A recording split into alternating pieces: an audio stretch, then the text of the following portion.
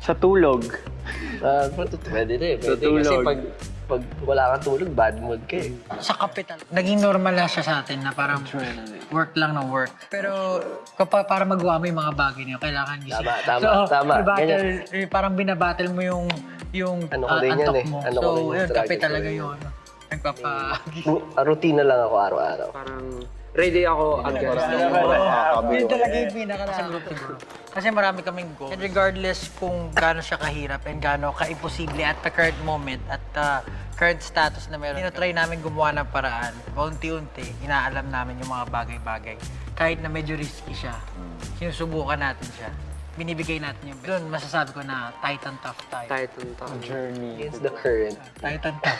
Titan top. May tight and tough Papa, yung mga challenges kami, ready pa rin kami. Nandun na yun eh, hindi siya may iwasan. And sabi nila, once na masugatan ka, matututo ka.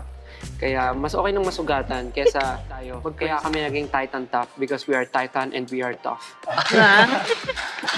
Ayun. Ito nga, pero feeling ko nature. Kasi may camera. Ilang pictures sa 1,000? Lahat po kami. Ito po, ayan, drawing.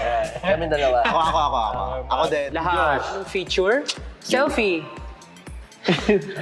Titan quality. Parang gusto ko rin yung camera. Mahilig ako mag-picture Like ng innovation. AI. Maraming salamat po sa pakikinig sa amin, sa kalokohan namin. And again, we are SB19.